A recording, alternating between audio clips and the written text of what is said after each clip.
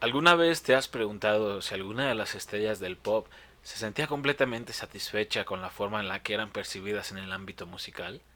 Si en verdad ellos querían ser conocidas o conocidos por ser los o las intérpretes o autores de canciones que alcanzaron el éxito durante cierta década? En la mayoría de los casos, muchos de los músicos que están en la cima del estrellato no escriben ni componen las canciones que los hacen famosos, mucho menos forman parte del proceso de producción que implican dichas canciones. Pero ese no es el punto de este video, ya que, desde mi punto de vista, todos los músicos, sean compositores o solo intérpretes, merecen reconocimiento por lograr evocar algún sentimiento o emoción en quienes los escuchan al interpretar algún tipo de pieza. Es por ello por lo que, entre la gran marea de artistas que conforme fueron pasando los años adquirieron conocimientos, experiencias, las vivencias o los dolores, esto es lo que lo llevaron a tener un desarrollo y crecimiento que afectó la forma en que tejían y presentaban su arte.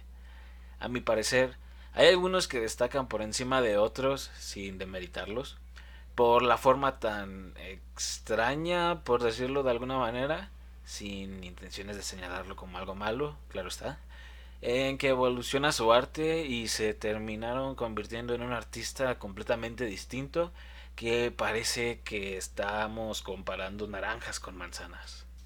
De quien quiero hablar en este video es de una de las figuras más enigmáticas del mundo de la música, Noel Scott Angel, mejor conocido por su nombre artístico Scott Walker, quien siempre me ha parecido una de las figuras más enigmáticas por la forma en que decidió desarrollar su carrera musical, pasando de canciones pop con grandes orquestas y con letras repletas de romanticismo y desamores, Mama, do you see what I see? On your knees and pray for me.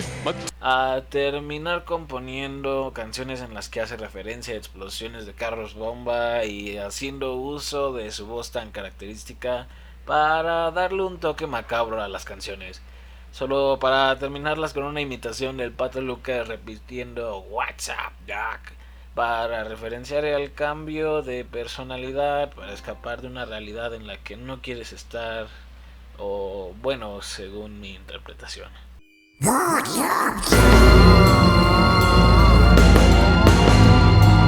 Pero antes, conozcamos un poco sobre Scott Walker. Nacido el 9 de enero de 1943 en Hamilton, Ohio, sus padres fueron Elizabeth Mary y Walter Angel.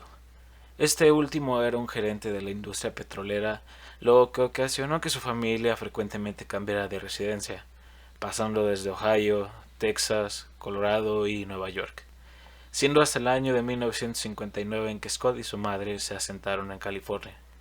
Desde una edad temprana, Scott demostró interés en la música y la interpretación, dedicando parte de su tiempo como actor y cantante infantil desde mediados hasta finales de la década de los 50, apareciendo en musicales de Broadway como Pipe Dreams y Plain and Fancy. Es entonces que en esa década que fue apadrinado por Eddie Fisher, cantante y anfitrión de su propio programa, conocido como El Show de Eddie Fisher, por lo que apareció varias veces en dicho programa.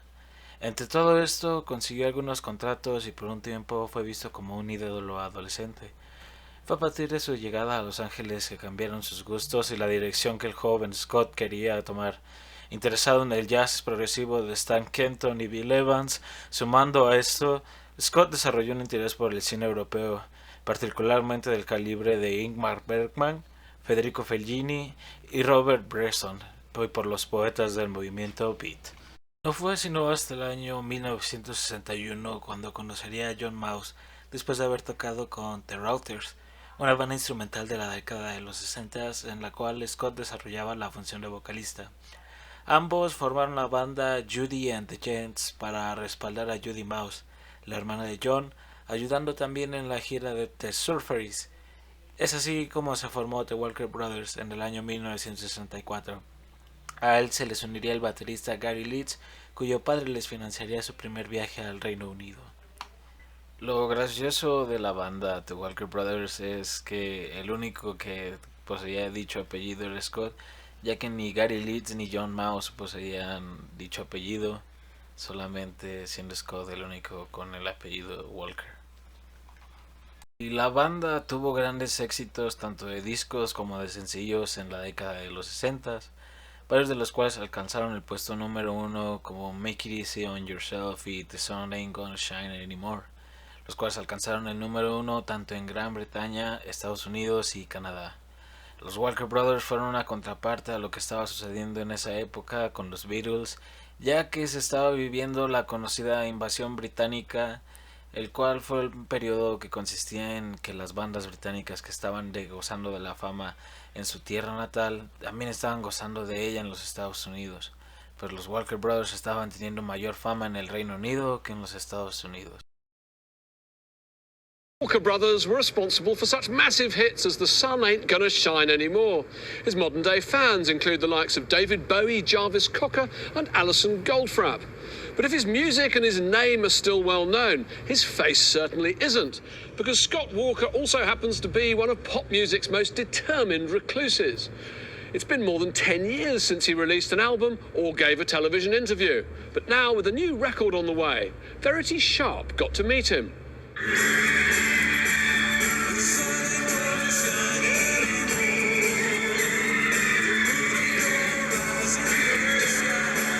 I'm good at solitary, you know, always have been. I can spend lots of time on my own, I'm fine. Después de ver el video anterior, se resuelven algunas dudas. ¿Qué hizo que Scott Walker decidiera alejarse del ojo público y de la fama? ¿Por qué pasó de ser un ícono pop adorado a recluirse y lanzar discos avant-garde y experimentales que no se parecían en nada a sus trabajos anteriores? ¿Por qué sigo haciendo preguntas y afirmando que sabemos la respuesta cuando solo él sabe por qué lo hizo? Fácil, porque lo acabo de decir en la última pregunta. Solo él sabe por qué lo hizo. Y parece que lo hacía porque le gustaba lo que hacía a la hora de jugar con los sonidos y cómo utilizaba estos para crear en nosotros una sensación de tensión. Pues si has escuchado Tilt o The Drift, sabrás que son discos difíciles de digerir y que en ocasiones parecen chistes de mal gusto por lo tenebrosos que llegan a ser. Es entonces que volvemos a la pregunta del inicio. ¿Scott de verdad se sentía satisfecho o estaba a gusto siendo una figura o un ícono pop en la década de los 60s? La verdad es que solo él lo sabrá y se lo llevó a la tumba.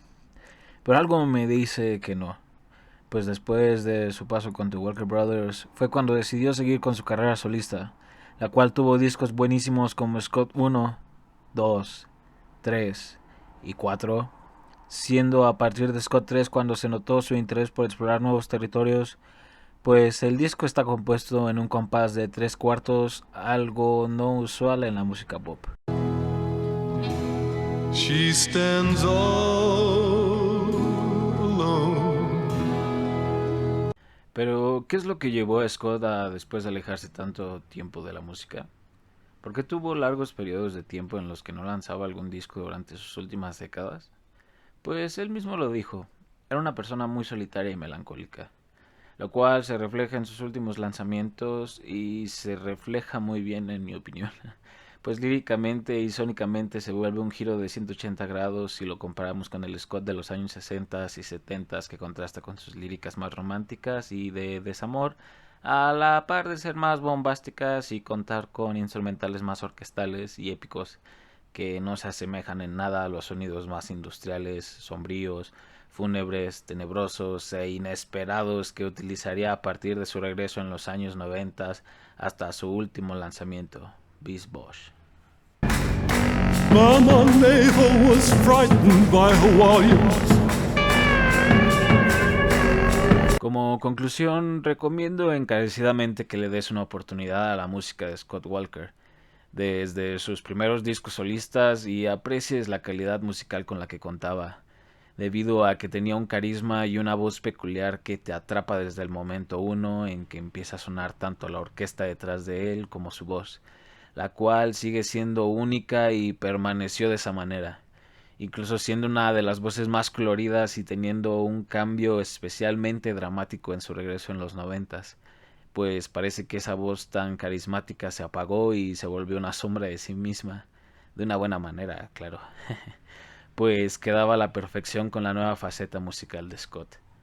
Lamentablemente, Scott Walker falleció a los 76 años el 22 de marzo de 2019 en London, siendo su muerte anunciada 3 días después por su sello discográfico 4AD, siendo su causa de muerte un cáncer. Con su muerte, Scott dejó un legado imborrable en la música avant-garde y, además, una influencia que se nota en los músicos a los que hasta el día de hoy sigue influyendo con sus obras musicales, sean sus trabajos más poperos o sus trabajos más experimentales, lo cual hace a Scott Walker uno de los músicos más únicos que nos ha dado la música contemporánea.